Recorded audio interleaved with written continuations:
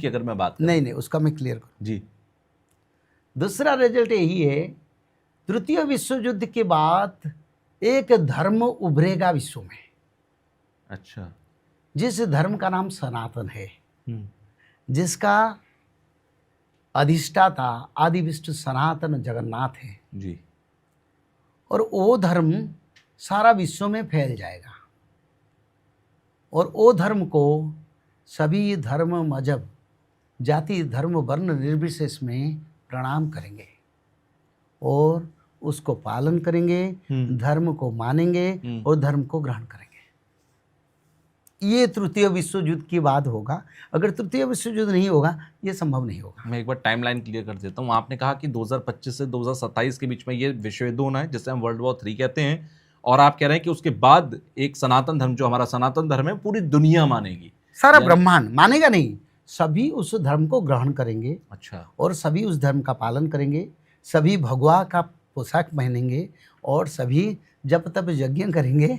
तो फिर Mecca Medina Jerusalem इन सब का क्या होगा? सभी जगह पर जगन्नाथ मंदिर बनेगा, ये लिखा है।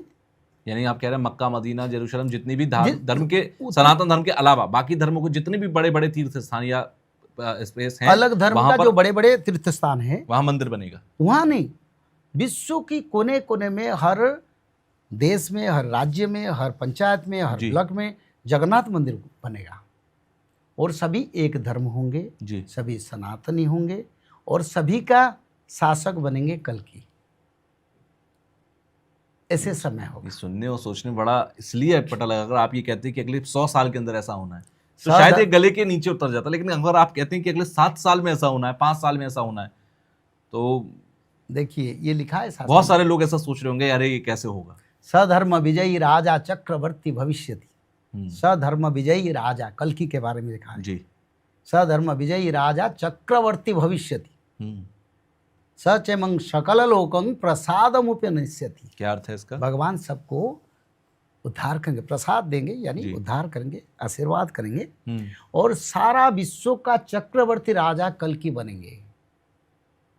और कल्कि भगवान सारा विश्व में सनातन को प्रतिष्ठा करेंगे जी। और विश्व की राजधानी उड़ीसा के बिरजा क्षेत्र बनेगा। अच्छा, पूरी दुनिया, विश्व की हम बात कर रहे हैं, वर्ल्ड का यूनाइटेड नेशन। ओके। और कल की शायद दिल्ली में बैठ पाएंगे या संभल में बैठेंगे, उत्तर प्रदेश मुरादाबाद में जी। वो उनकी इच्छा है जी। पर ऐसे एक परिवर्तन होगा जिसमें केवल सनातन रहेगा और जो भी लोग बचेंगे जी, वो सनातन धर्म को आके बचेंगे।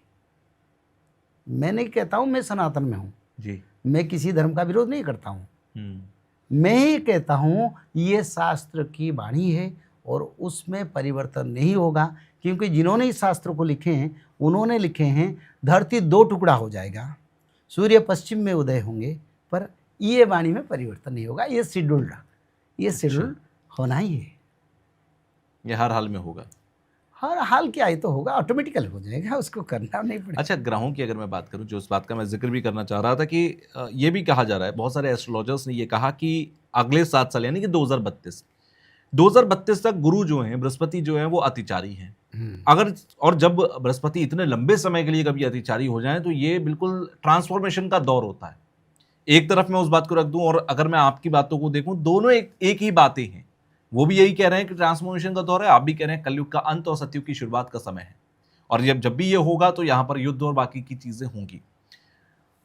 एक आम भारतीय जो हमें अभी सुन रहा है या मैं, हम सबके अभी जो अगर बॉर्डर डिस्प्यूट्स की मैं बात करूं तो हमारे जहन में रहता है पाकिस्तान, और इसके बाद हमारे जहन में अगर कुछ आता है तो आता है कि अरे भाई जो हमारा कश्मीर का हिस्सा चला गया, जिस पर कब्जा कर रखा है पाकिस्तान ने या चीन ने, वो हमें वापस मिल जाए, वो सबसे बड़ी चिंता हमारी होती है। आपको लगता है कि या भविष्यवाणियों में ऐसा कहीं लिखा है कि 2032 से पहले या सतयुग की शुरुआत से पहले ये वापस हो जाएगा? देखिए, मैं इतना कहना चाहता हूँ, जब भगवान कल के सारा विश्व का राजा बनेंगे और अमेरिका छोटा राज्य बनेगा भारत के अधीन में, इसका विचार क्यों करूँगा मैं? पाकिस्तान भी छोटा राज्य बनेगा, चाइना भी छोटा राज्य बनेगा, इंग्लैंड भी छोटा राज्य बनेगा भारत के अंदर, भारत रहेगा मुख्य और भारत से शासित होंगे वो, तो इसका विचार मैं क्यों करूँगा? जो लोग पढ़े नहीं शास्त्र, वो उनका एक मानसिक स्तर में ये रहना चाहिए ताकि जी। हमको पीओके मिल जाए, चाइना अरुणाचल प्रदेश में कुछ लिया है उसको भी मिल जाए, ये सब रहता है। पर हमने शास्त्र पढ़े हैं और हमारे शास्त्र तो सत्य के आधारित है। अगर सारा विश्व का शासन भगवान करेंगे तो हमारा एक एक प्रोविंस के वो रहेंगे, तो सारा भारत बनेगा विश्व।